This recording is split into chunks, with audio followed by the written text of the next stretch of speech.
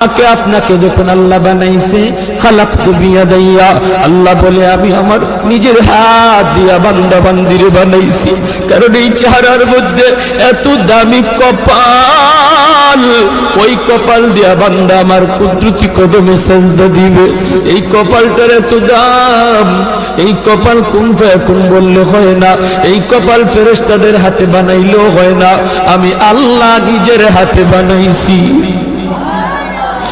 আল্লাহ পাক কই আমি আল্লাহও দেখি জমিনে কেমন অন্যায় হয়, অত্যাচার কেমন জুলুম হয়, জমিনে কেমন অন্যায় হয়, অত্যাচার হয়, কেমন জুলুম হয়, কেমন গুনাহ হয়, আমি আল্লাহ দেখতেছি। আমি আল্লাহ দেখতেছি আমার নবীর নায়েবে রাসূল উলামায়ে কেরামের সাথে কেমন আচরণ হয়, সবই আল্লাহ বলেন আমি দেখতেছি। এরপরও আমি কেন নগদ ধরি না জানুনি? চার শ্রেণীর কারণে। লাউলা মাশাইখ রুক্কা ওয়াল শাবাব খুশা ওয়াল আতফাল রুদ্দা ওয়াল আনআম রুক্তা। আল্লাহ বলেন এক নম্বর হলো ওই বৃদ্ধ মানুষগুলি, এখনো জমিনে এমন কিছু সাদা দাড়ি সাদা চুল আমার কিছু বৃদ্ধ বান্দা বান্দি আছে রে, কোমর বাঁকা হইতে পারে না, করতে পারে না, কষ্ট হয়, হাঁটুতে ব্যথা, কোমরে ব্যথা, এরপরেও আমি আল্লাহর কুদরতি কদমে সেজদা দেয়, কষ্ট হয়, এরপরেও আমার কদমে সেজদা দেয়। এই সেজদার দিকে তাকাইলে জমিনের প্রতি মায়া লেগে যায়। দুই নম্বরে আল্লাহ বলে ওয়াশশাবাবু খুশশা, কত যুবক অন্যায় কাজের দিকে দৌড়ায়, নাপাক প্রেম ভালোবাসার দিকে দৌড়ায়, জিনা বেবিচার মদ গাঞ্জার দিকে কত যুবক দৌড়ায়। আল্লাহ বলেন কিন্তু এখন এমনও কিছু যুবক আছে যেই যুবক যৌবনের পাগলামি করে না, তার মনেও পাগলামি করতে চায়, তারও গুনার দিকে তার মন ডাকে কিন্তু যায় না। আমি আল্লাহর ভয়ে যুবক গুনার দিকে যায় না, মসজিদে গিয়ে হাজির হয় না, পাক ভালোবাসা প্রেমের দিকে মন দেয় না, আমি আল্লাহর প্রেম অন্তরের ভিতরে জমায়া নেয়। ওই যুবকের সেজদা যখন জমিনে দেয়, তার সেজদার দিকে তাকাইলো এই গুনাহগার জমিনের প্রতি আমার মায়া লেগে যায়। ওয়াল আতফাল রুদ্দা, আল্লাহ বলেন আরেকটা শ্রেণী হলো এই জমিনে কিছু শিশু বাচ্চা আছে যাদের কোনো গুনাহ নাই, ছোট ছোট বাচ্চাগুলি, এদের আমলনামা এখনো খোলা হয় নাই। যদি জমিনে আমি গজব দেই, গুনাহগারের সাথে শিশু বাচ্চাগুলি তারও এই গজবের শিকার হয়ে যায়, অথচ এই ঘরের বাবা দায়ী, এই ঘরের মা দায়ী, গুনার জন্য মা দায়ী, বাবা দায়ী, তাদের কারণে গজব আইছে, বাচ্চাটার কোনো দোষ নাই। গজবের কারণে বাবা যেমন গজবে পড়ে, মা যেমন পড়ে, বাচ্চাটাও গজবে পড়ে যায়। তার কান্নার দিকে তাকাইলে আমি আল্লাহ এই জমিনের প্রতি মায়া লেগে যায়। চার নম্বর ওয়াল আনআম রুক্তা, আল্লাহ বলেন চার নম্বর হলো জানুনি আরেক দল হলো দুনিয়ার ভিতরে কিছু পশু পাখি আছে, পশু পাখি আছে এদের কোনো গুনাহ নাই, আযাব গজব, আসমানি গজব, জমিনি গজব যদি জমিনে আসে, মানুষের সাথে জীব জানোয়ার গুলিও গজবের শিকার হয়ে যায়, হাঁস মুরগিরাও গজবের শিকার হয়ে যায়, গরু ছাগল গুলা তারাও গজবের মধ্যে পড়ে যায়, অথচ এদের কোনো অন্যায় নাই, ওদের কোনো গুনাহ নাই, এদের দিকে তাকাইলেও জমিনের প্রতি মায়া লাগে। আল্লাহ কই জানুনির জমিন, জানুনির ফেরেশতারা, যদি এই চার শ্রেণীর জমিনে না থাকতো, যেই হারে জমিনের মধ্যে গুনাহ চলছে, যদি এই চার শ্রেণী না থাকতো তাহলে আমি কি করতাম? লা জানতুস সামাআ হাদিদা, আমি আল্লাহ আসমানকে লোহা বানায় দিতাম, ওয়াল আরদা খাফসাফা, জমিনকে আমি তামা বানায় দিতাম, জমিনকে আমি আল্লাহ তামা বানায় দিতাম, جعلت السماء حديدا والأرض خفصفا والتراب رمادا وما أنزلت من السماء قطرا, এক ফোঁটা রহমতের বৃষ্টি আমি জমিনে দিতাম না, ওয়ামা আম্বাতু মিনাল আরদি নাবাতা, একটা শস্যের দানাও আমি জমিনে উৎপাদন হতে দিতাম না, বরং বাল আনজালতু আলাইকুমুল আযাবা সাব্বা, ভরপুর করোনা একটা যাবে আরেকটা আসবে, একটা যাবে আরেকটা আসবে, ভাইরাস একটা যাবে আরেকটা আসবে। আল্লাহ যেটা দিতে পারে এর চেয়ে বড়টাও দিতে পারেনি না পারে না।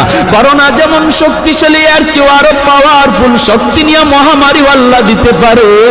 আল্লাহ কই যদি এই 4 শ্রেণী জমিনে না থাকতো, আমি আল্লাহ পরপর শুধু জমিনের মধ্যে গজব দিতাম।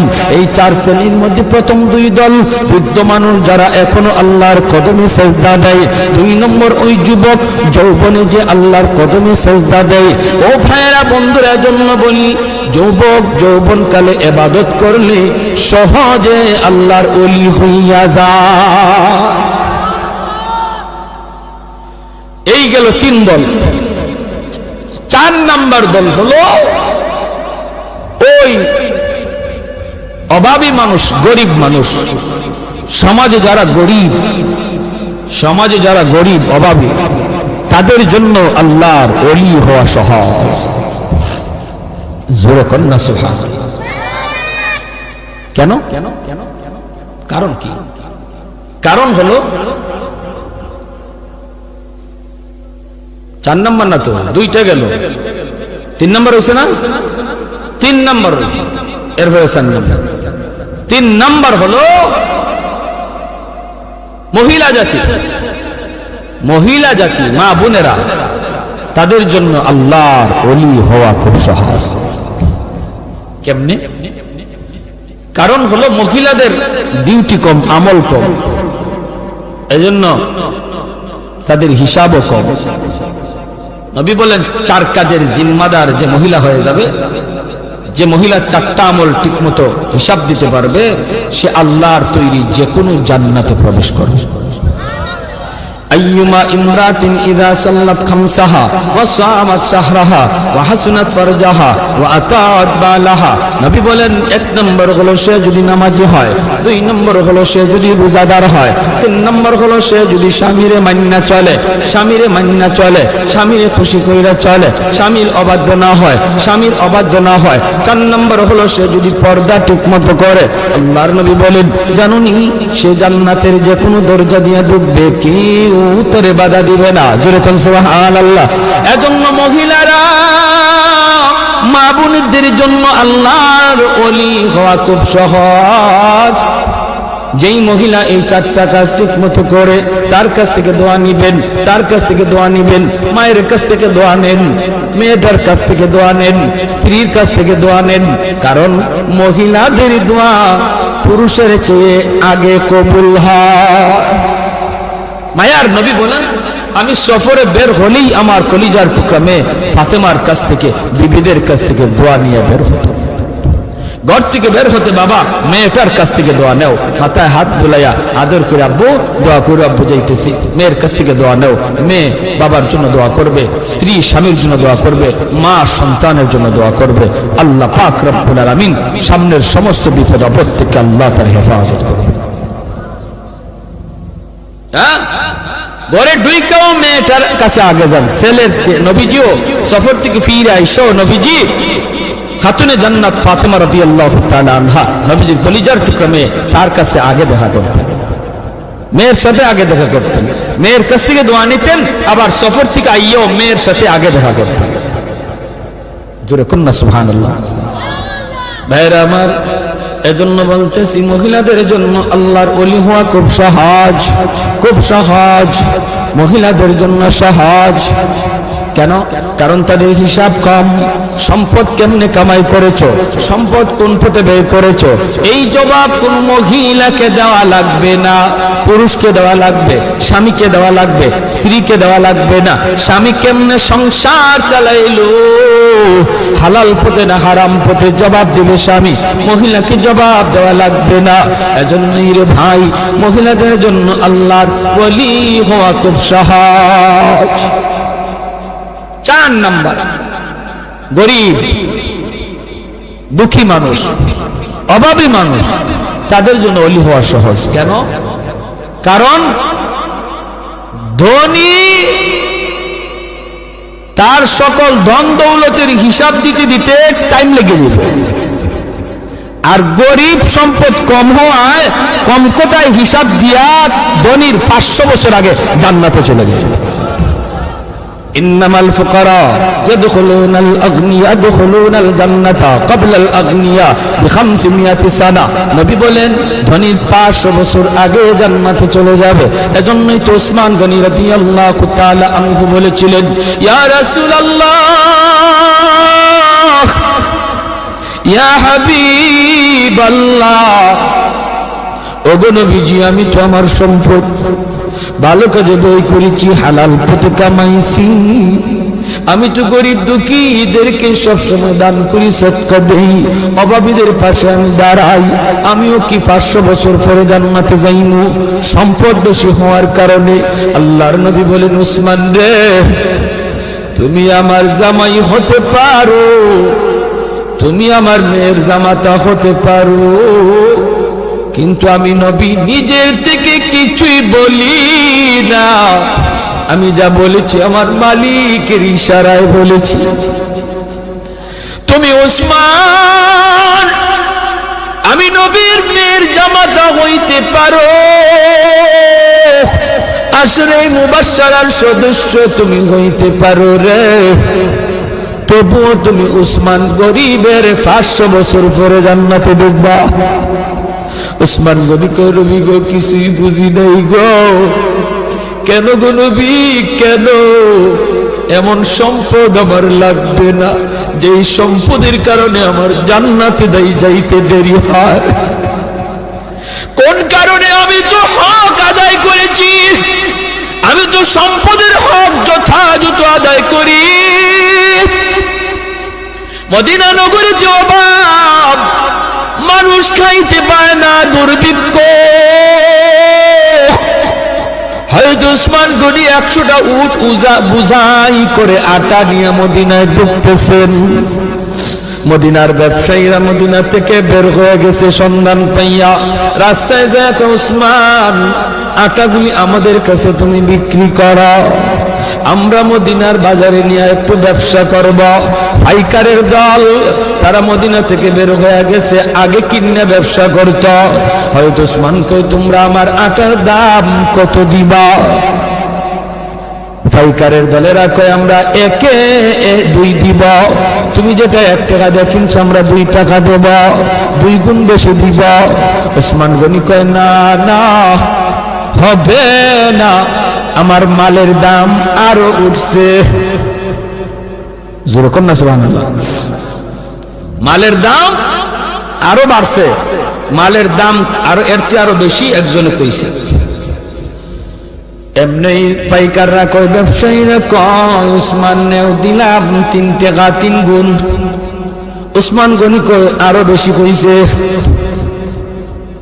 কয়, দিলাম উসমান 4 গুণ। উসমান গনি কয়, আরো বেশি দাম হইছে। পাইকাররা কয়, উসমান রে, কাল থেকে নিয়ে আজ বিকাল পর্যন্ত একটা খেজুরের দানাও আমার পেটে পড়ে নাই। এ জমিন, তোমরা যারা জমিন ধ্বংস করে দিতে চাও, আমি আল্লাহ দেখতেছি কেমন গুনাহ হইতেছে। যেই মানুষে আমি আল্লাহ এত আদর করে বানাইলাম, আসমান আল্লাহ বানাইছেন কুন ফায়াকুন বইলা, ফেরেশতা আল্লাহ বানাইছেন কুন ফায়াকুন বইলা, জমিন আল্লাহ বানাইছেন কুন ফায়াকুন বইলা, কিন্তু আমারে আপনারে আল্লাহ পাক কুন ফায়াকুন বইলা বানায় নাই। আমাকে আপনাকে যখন আল্লাহ বানাইছে, খালাকতু বিয়াদাইয়া, আল্লাহ বলে আমি আমার নিজের হাত দিয়া বান্দা বান্দিরে বানাইছি। কারণ এই চেহারার মধ্যে এত দামি কপাল, ওই কপাল দিয়া বান্দা আমার কুদরতি কদমে সেজদা দিবে। এই কপালটার এত দাম, এই কপাল কুন ফায়াকুন বললে হয় না, এই কপাল ফেরেশতাদের হাতে বানাইলেও হয় না, আমি আল্লাহ নিজের হাতে বানাইছি। আল্লাহ পাক কই, আমি আল্লাহ দেখি জমিনে কেমন অন্যায় হয়, অত্যাচার কেমন জুলুম হয়। 4 দল মানুষের জন্য আল্লাহর ওলি হওয়া সহজ। হাদিসে কুদসি আল্লাহ পাক জানোনি, এই জমিনে যেই পরিমাণ গুনাহ হয়, জমিন আমারে কয়, আল্লাহ অনুমতি দাও, আর সইতে পারি না, আর গুনার বোঝা সইতে পারি না। আল্লাহ অনুমতি দাও, দাবায়া দেই, সবগুলির গিলে ফেলি। আল্লাহ কই চুপ কর, চুপ কর, আমার বান্দার সাথে আমার বিষয়, আমার বান্দা আর আমি, আমাদের বিষয় মাঝখানে কেউ নাক গলাবা না।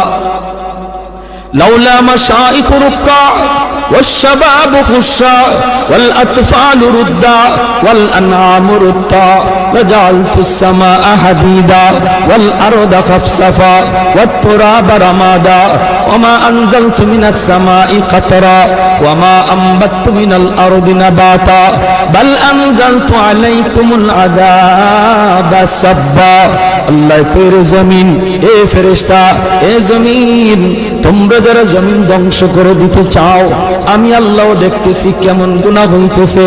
যেই মানুষ আমি আল্লাহ এত আদর করে বানাইলাম, আসমান আল্লাহ বানাইছেন কুন ফায়াকুন বইলা, ফেরেশতা আল্লাহ বানাইছেন কুন ফায়াকুন বইলা, জমিন আল্লাহ বানাইছেন কুন ফায়াকুন বইলা, কিন্তু আমারে আপনারে আল্লাহ পাক কুন ফায়াকুন বইলা বানায় নাই। আমার হলো উম্মে ফজল, উম্মে ফজল আব্দুল্লাহ ইবনে আব্বাস রাদিয়াল্লাহু তাআলা আনহুর মা, আর হযরত আব্বাস রাদিয়াল্লাহু তাআলা আনহুর বিবি। উম্মে ফজল মায়ের নবীকে বড় আদর করতেন, বড় মায়া করতেন। দূর থেকে দেখে ফেলেছেন নবী হুসাইনকে কুলে নিয়ে নবী কাঁদতেছেন, আর টপ টপ করে নবীর চোখ দিয়া পানি বেয়ে বেয়ে হুসাইনের গালে পড়তেছে। সুবহানাল্লাহ। উম্মে ফজল দৌড়ে আসলেন নবীর কাছে, এসে বলেন, ইয়া রাসূলুল্লাহ, ওগো নবী কি হয়েছে? হুসাইন কি অসুস্থ? কপালে হাত দিয়া দেখেন না, জ্বর নাই, কিছু না, অসুস্থতা বলতে কিছু নাই। কেন আপনি কাঁদেন? হুসাইনকে কুলে নিয়ে আপনি কেন কাঁদতেছেন? ওই অবস্থায় মায়ের নবী চোখের পানি মুছেন আর বলেন, চাচি যান, পৃথিবীর কেউ জানে না, জানেন শুধু আমার আল্লাহ, আর জানি আমি আর জিব্রাইল। আমি লুকায় লুকায় কাঁদতেছি, কাউকে দেখাই না, কাউকে দেখাই না। কারণ হলো জিব্রাইল মারফতে জানতে পেলাম আমার হুসাইনকে কারবালায় আমার গোটা পরিবার সহ নির্মমভাবে শহীদ করা হবে। এমন নির্মম শাহাদাত, গোটা কারবালার ময়দান রক্তে লাল হয়ে যাবে। এই খবরটা পাওয়ার পর জিব্রাইল আমাকে কারবালার রক্তে মাখা মাটি পর্যন্ত দেখায় গেছে। সুবহানাল্লাহ। এই খবর নবী জানতেন, আল্লাহর নবী জানতেন। এজন্য ইমাম হাসানকে যখন বিষ প্রয়োগ করে হত্যা করা হয়, মৃত্যুর আগ মুহূর্তে ইমাম হুসাইন কাছে গেলেন, যা বলতেছেন, ভাইয়া ভাইয়া, একবার অন্তত নামটা বলে যাও, কে তোমাকে বিষ পান করাইছে? ভাইয়া তুমি নামটা একটু বলে যাও, একবার নামটা বলো, কে বিষ পান করাইছে? ইমাম হাসান বলতেছেন, আমি তো জানি না, আমি তো জানি না কে আমার বিষ পান করাইছে। ইমাম হুসাইন বলতেছে, ভাইয়া অন্তত তুমি যারে সন্দেহ করো তার নামটা অন্তত বলে যাও, সন্দেহ যারে করো তার নামটা অন্তত বলে যাও। ইমাম হাসান বলে, ভাইয়া রে, আমি যদি নাম বলি তুমি কি করবা? আমি এর উপযুক্ত বিচার করব। কয় না, সন্দেহমূলক বিচার করা যায় না রে ভাই, সন্দেহমূলক বিচার করা যায় না, এটা ইসলামের রীতি না। অকাট্য প্রমাণ আমার কাছে নাই, কে আমাকে বিষ পান করাইছে এর কোনো অকাট্য প্রমাণ নাই, নাম বলতে পারবো না। আর সন্দেহমূলক যদি বলি, তাহলে তুমি যদি এর কোনো বিচার করে ফেলো, কিয়ামতের ময়দানে আল্লাহ যদি আমাকে তোমাকে জিজ্ঞেস করে, রে হাসান, এ হুসাইন, কোন প্রমাণের ভিত্তিতে তোমরা এই বিচার করেছিলে, জবাব দিতে পারবো না। অতএব আমি হালতে বিদায় নিলাম। কিয়ামতের ময়দানে এই জালেমের বিচার আল্লাহর আদালতে হবে। এই বইলা ইমাম হাসান তিনি শহীদ হলেন, শহীদ হয়ে গেলেন। আমিরে মুআবিয়া রাদিয়াল্লাহু তাআলা আনহু এদিকে ওনারও ইন্তেকাল হলো, রাজত্ব পরিচালনার এক পর্যায়ে ওনারও ইন্তেকাল হলো। ইয়াজিদ ক্ষমতায় বসে গেল। সাথে সাথে ইয়াজিদ বসা মাত্রই ইসলামী ক্ষমতা শাসন আমলের ভিতরে হুকুমতের ভিতরে বিদ্রোহ দেখা দিল। অনেক মুসলমান কয় না, ইয়াজিদ খলিফা হওয়ার উপযুক্ত না। যেখানে আল্লাহর নবীর আপন কলিজার টুকরা নাতি হুসাইন জীবিত, সেখানে ইয়াজিদ খলিফা হতে পারে না। মদিনার মুসলমান তারে মানতে পারে না, মক্কার মুসলমান তারে মানতে পারে না, বিভিন্ন জায়গার মুসলমানরাও মানতে পারে না। ইসলামী রাজত্ব বিভিন্ন প্রদেশে বিভক্ত ছিল, ইসলামী হুকুমত তখন বিভিন্ন প্রদেশে বিভক্ত ছিল। মদিনা একটা প্রদেশ, মক্কা একটা প্রদেশ, কুফা একটা প্রদেশ, বসরা একটা প্রদেশ, এরকম ভাবে সিরিয়া একটা প্রদেশ। এইভাবে বিভিন্ন প্রদেশে ইসলামী হুকুমতটা বিভক্ত ছিল। প্রতিটা প্রদেশের ভিতরে একজন গভর্নর ছিল। মক্কা একজন গভর্নর ছিল। ইয়াজিদের পক্ষ থেকে আমিরে মুআবিয়া রাদিয়াল্লাহু তাআলা আনহুর শাসন আমল থেকে মদিনায় যে গভর্নর, ইয়াজিদ ক্ষমতায় বসা মাত্র ওই গভর্নর ইয়াজিদের গভর্নর হয়ে গেল। মক্কার গভর্নর ইয়াজিদের গভর্নর হয়ে গেল। মদিনার মানুষ বিদ্রোহ করে। ইমাম হুসাইন রাদিয়াল্লাহু তাআলা আনহুর কাছে তারা কয়, আমরা আপনাকে খলিফা মানব, ইয়াজিদকে আমরা খলিফা মানতে রাজি না। ইসলামী হুকুমতের ভিতরে এমন হয়ে গেল, ইয়াজিদ ক্ষমতার বলে কিছু মানুষ পাঠিয়ে দিল মদিনায় ইমাম হুসাইন রাদিয়াল্লাহু তাআলা আনহু বায়াত নেওয়ার জন্য। ইনি যেন ইয়াজিদের হাতে বায়াত গ্রহণ করেন, তাহলেই তো মামলা শেষ।